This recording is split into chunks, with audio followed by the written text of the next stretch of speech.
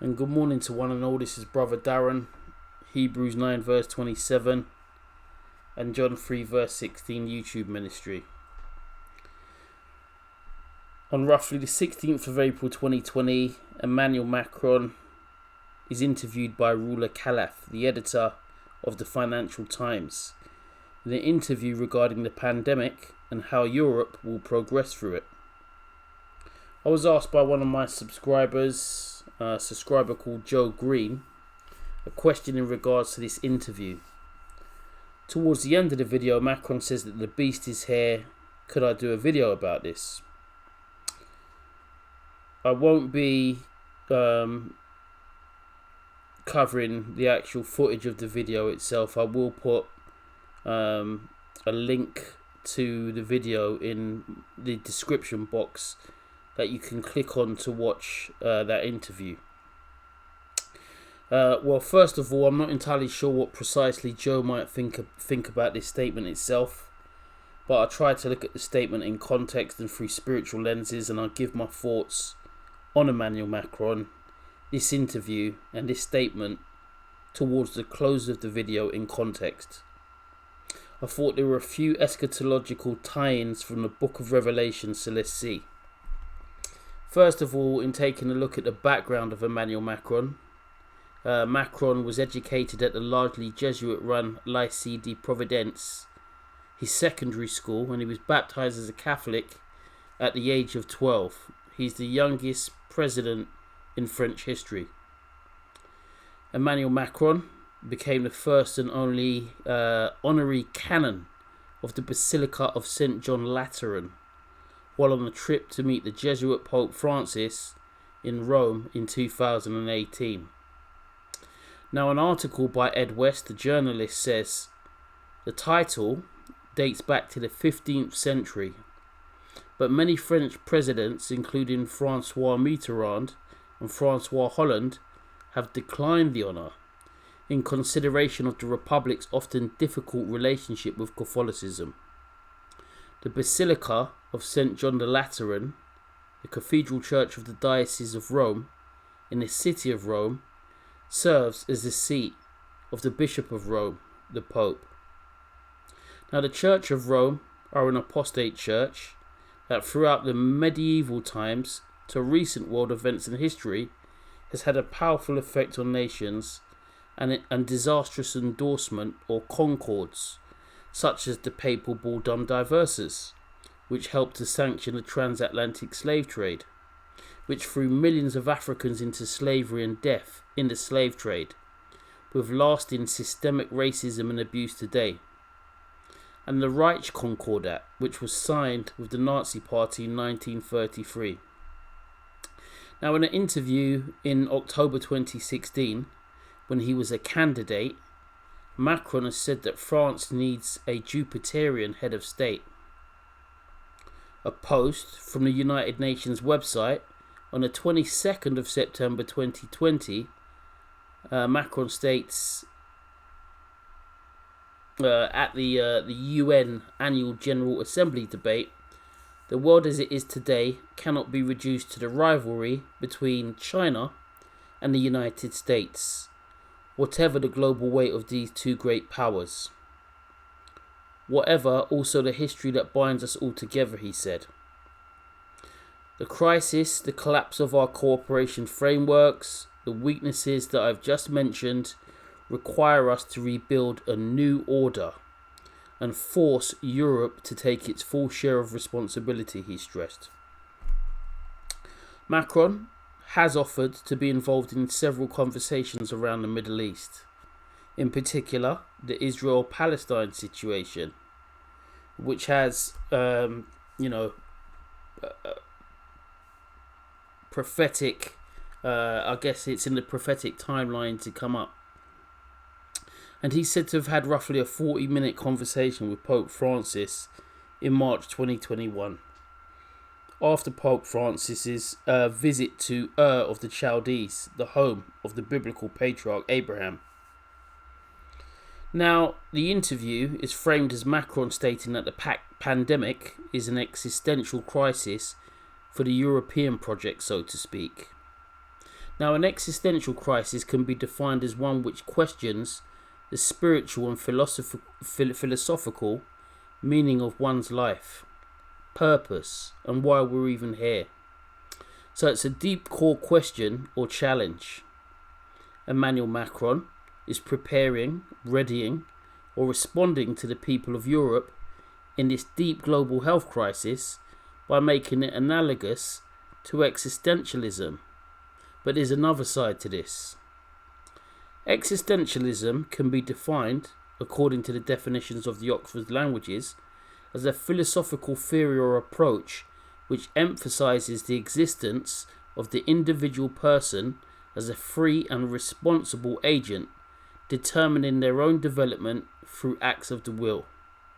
In other words, we're seeing a marrying for Europe in a darkest hour moment of the will of man in order to survive and complete the European project without God, supported and presented by the highest humanist and political thought and effort in an elite politician, a globalist and pro-European in Emmanuel Macron.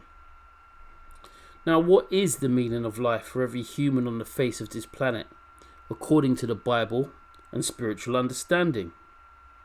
Is to know and to be in righteous fellowship with God, with one's sins forgiven, to live by every word of God, and not seek to build a European Tower of Babel, and a vision that will hold an anti-God constitution at its core. So, we find a deeper antithesis to God and his divine purpose within Macron's opening stanza, an objective, in the beginning of the interview, at least philosophically, even though he claims Catholicism. Now, interestingly, to understand a bit more of the symbology and the mythology behind Europe, Europe is named after Europa in Greek mythology, who was said to be a Phoenician princess. This princess or nymph was kidnapped by the Greek mythological deity Zeus. Europa was also linked with the Phoenician deity Astarte, who is supposedly to be derived from the Sumerian goddess Inanna, who bore the title the Queen of Heaven. And coincidentally, the flag of the European Union is adorned with 12 stars. Now, a Wikipedia quote says this: in 1987, following the adoption of the flag by the EC, Arson Heights, one of the designers who had submitted proposals for the flag's design, suggested a religious inspiration for it.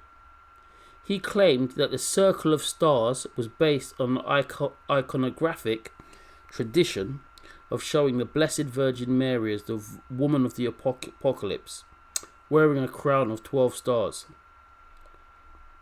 Now, Arson Heights... Oh, sorry about that. Okay, so Arson Heights also made a connection to the date of the flag's adoption, the 8th of December 1955, coinciding with the Catholic feast of the Immaculate Conception of the Virgin Mary.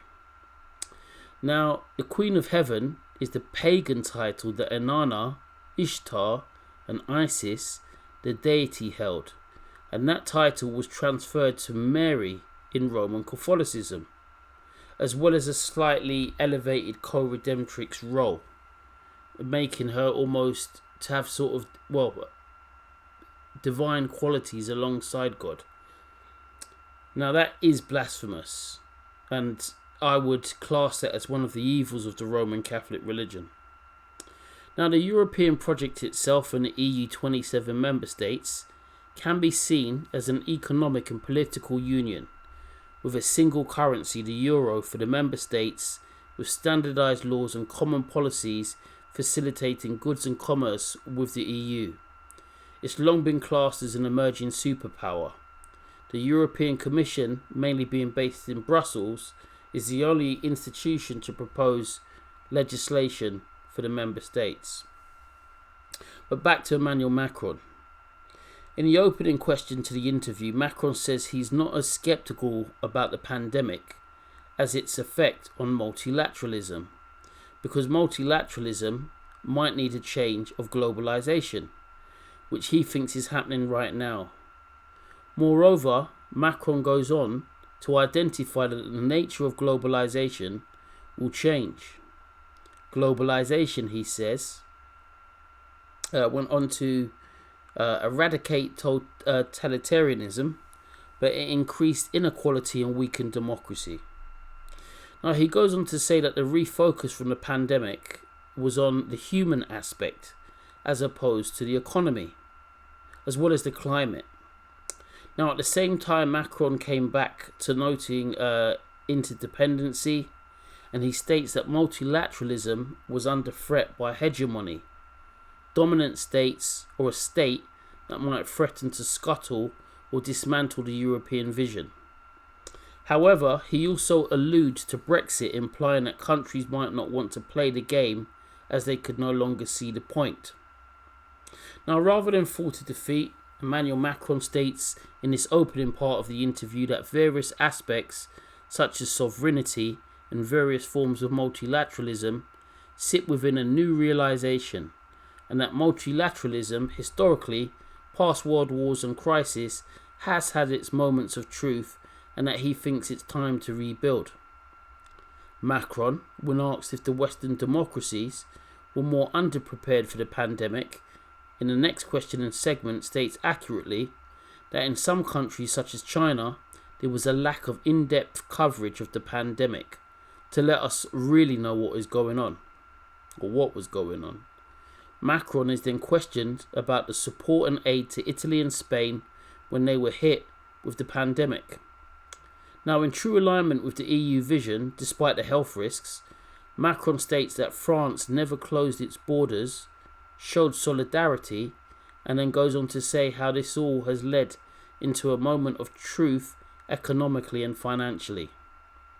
Macron states that it is an epidemic which has affected everybody and asks what is the cost to Germany, Finland or France, that Lombardy was struck for several weeks without anyone knowing about it.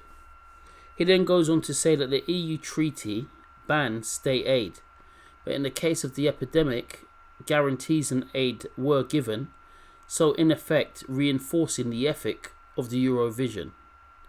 Macron says despite the treaty, there can be financial gestures to help out countries like Greece, Spain and Italy, as they're not as financially able to offer guarantees and aid to companies within their countries.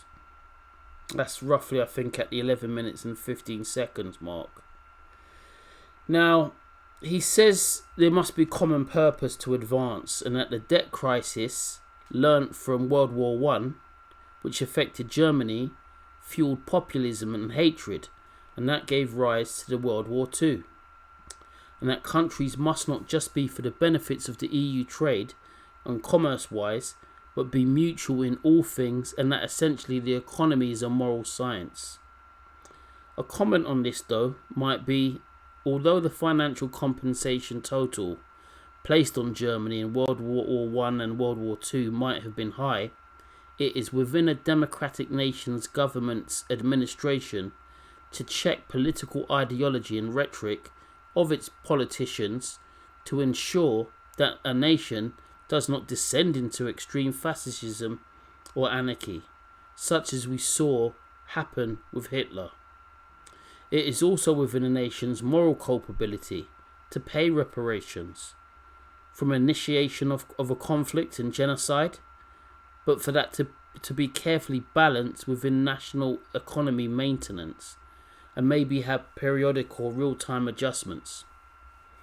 Now, essentially, the financial penalty, as well as being a form of compensation, should also serve as a warning and an example to other countries to discourage such actions and political and ideological development that might lead to a nation starting wars, especially in the light of previous wars.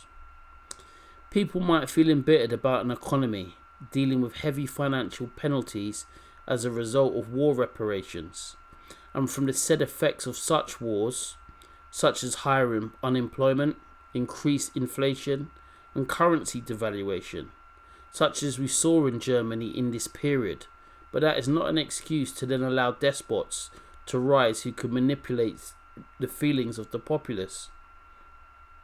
From the Wikipedia page on war reparations, World War I, Germany agreed to pay reparations of 132 billion gold marks to the Triple Entente in the Treaty of Versailles, which were then cancelled in 1932, with Germany only having paid a part of the sum. This still left Germany with debts it had incurred in order to finance the reparations, and these were revised by the Agreement on German External Debts in 1953. Now, during World War II, Nazi Germany extracted payments from occupied countries and compelled loans. In addition, countries were obliged to provide resources and forced labour. After World War II, according to the Potsdam Conference held between July the 17th and August the 2nd, 1945, Germany was to pay the Allies what was the equivalent of $23 US billion, mainly in machinery and manufacturing plants. So Macron's statement on common purpose, using the populism and hatred effects of war reparations of World War I and World War II, lacked depth and full weighing. Although countries should see what the best plan for financial world recovery is after wars across all participants.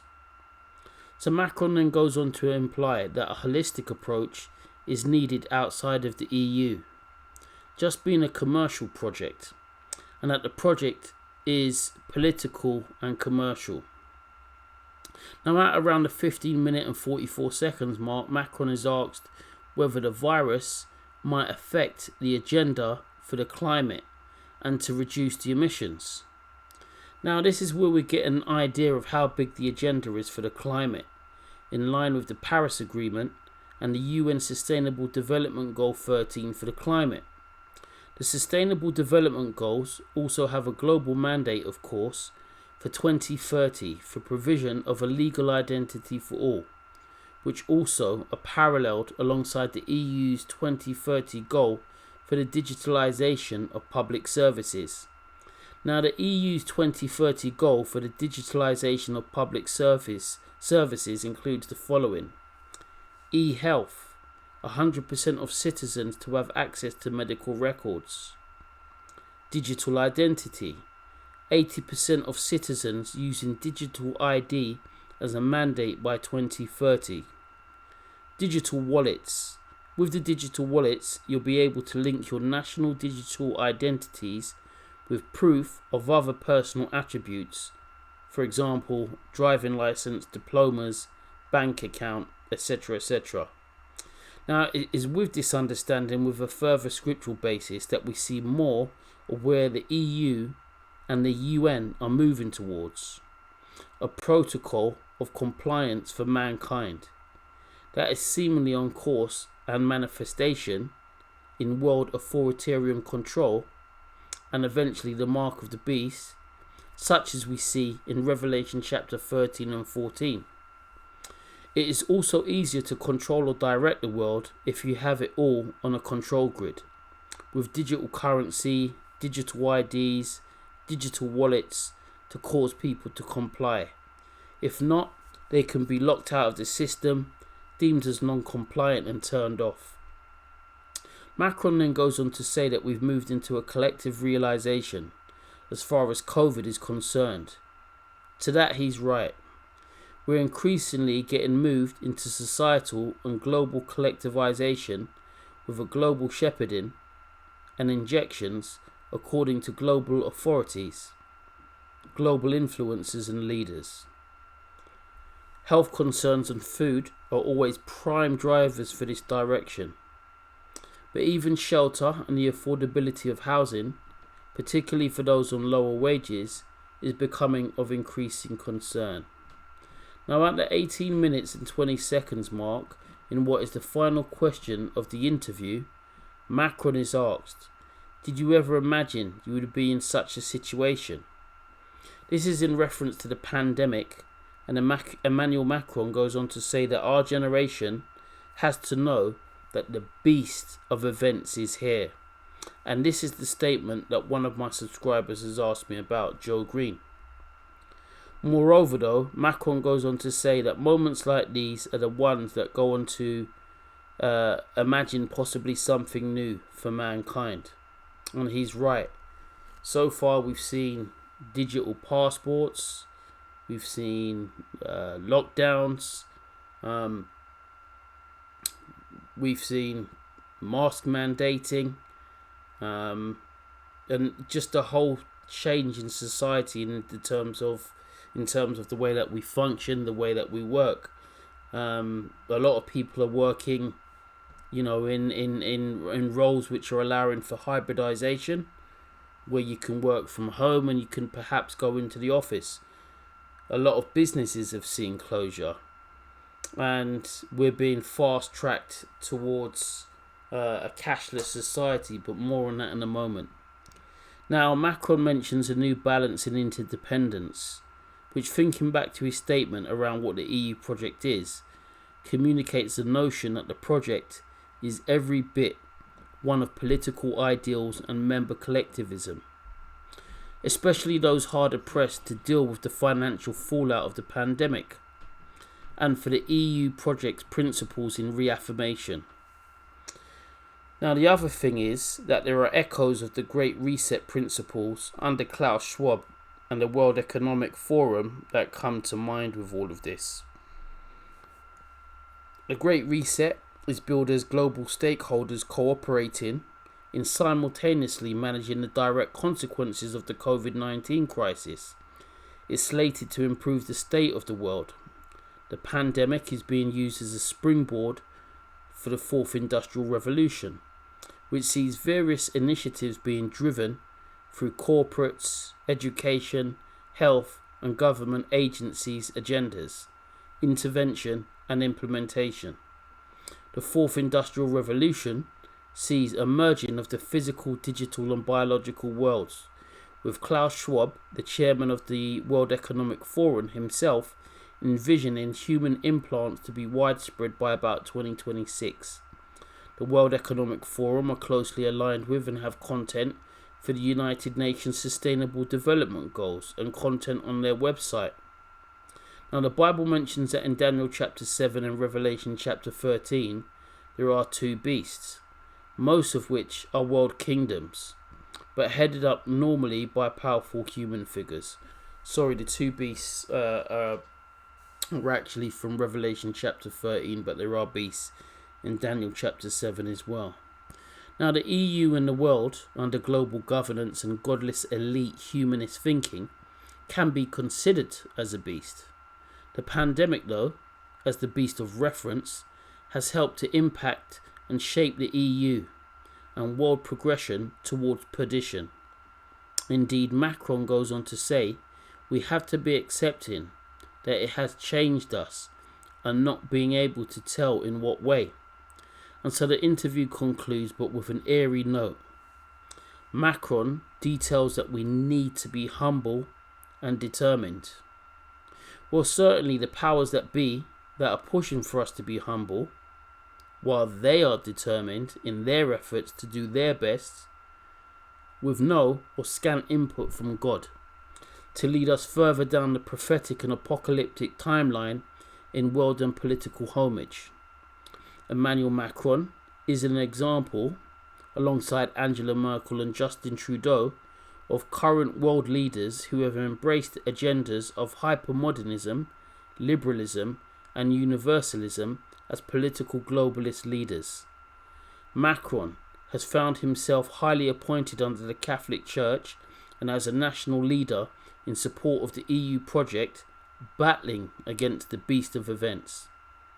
Some websites have speculated whether he might be part of a bigger prophetic end-time picture. At this moment in time, there's no way to tell. So all I can say is just keep it in prayer and pray for him regardless, and we see what develops in the future.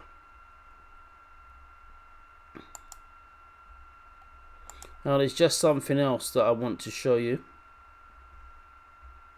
And let's see if I can do it. Okay. These are a couple of articles that just show essentially how the pandemic has hit and the effects that it has. But this article here is on cointelegraph.com, and it says the pandemic has accelerated the rollout of CBDCs by 5 years, says a blockchain firm.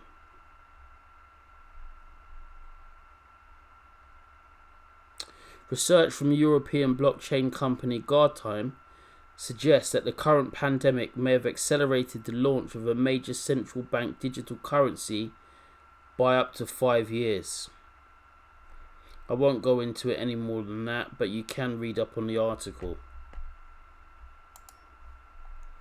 Here's an article which is actually on the World Economic Forum website, and it says how digital payments can help countries cope with COVID-19, other pandemics, lessons from China.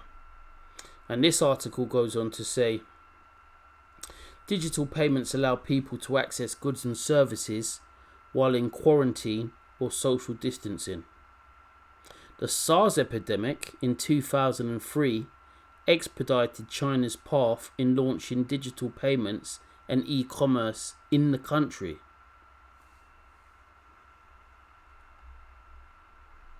And just moving on just down a little bit, it says during the coronavirus, digital payments have been keeping economies running and helping people reduce contact with virus. Contactless digital payments at the point of sale, such as facial recognition, QR codes, or NFCs, near-field communications, can make it less likely for the virus to spread to others through cash exchanges. Digital payments are limiting in-person transactions and ensuring consumers can buy essentials from the comfort of their homes. Ramped up e-commerce initiatives are also helping small businesses keep revenue flowing during an uncertain time. And the last article, which is again from the World Economic Forum, this major issue needs to be resolved before we can become a cashless society. And this says COVID-19 has accelerated the use of digital payments, but this move to contactless transactions has highlighted inequalities. Black Americans are less likely to have bank accounts than other groups in the US, and the same is true for poor people in Europe, according to a report. But just moving on down to this bit here, it says payment cards and digital wallets were catching on before the spread of COVID-19, but the shift has accelerated. Contactless cards and wallets got a marketing boost from the overhyped concern that cash could help spread the virus, and those worries prompted more stores to go cashless. Widespread lockdowns have given e-commerce a tailwind, another boon for digital transactions. So that concludes the end of my recording. But as far as Emmanuel Macron is concerned, the statement that he's made is an ominous one, but a true one. The beast of events is here, and the world has been dramatically changed through the effect and the impact of COVID-19, and indeed the rollout of the vaccines. We're converging globally towards a more digitalized world, a world that feels more isolated, that feels more sterile, and there are several global mandates that are in place, plus the rise and the increase in CBDCs, cryptocurrency, the move towards implants. We have obviously Neuralink coming up, the implantable brain chip by Elon Musk, and several other sort of implants and devices have been mentioned that might line up prophetically towards the mark of the beast, although we don't know what final format this will take. But anyway, that's going to bring my recording to a close, and hopefully Joe Green gets to watch this and some of my other subscribers. Sorry, I'm a bit behind in terms of recording and videos that I'd hoped to bring out, but I do have a bit of a renewed sense of vigor now, and got some interesting things to look at in the pipeline, whilst I'm also developing as an evangelist for God in these end times. Anyway, if you don't know the Lord, I encourage you to seek Him whilst you can. We're only here on this planet for one lifetime. After that, Hebrews 9 verse 27 says, "And so it's appointed for man to die once, and after that comes the judgment." The Bible speaks of hell, it speaks of a literal lake of fire, and it speaks of a heaven and a new earth. God is definitely real. I can testify to that. And if you're new to the channel, do feel free to like, share, subscribe if you're not a subscriber, and I'm always open to receive comments. But anyway, God bless you. This is Brother Darren signing off. Hebrews 9 verse 27 and John 3 verse 16.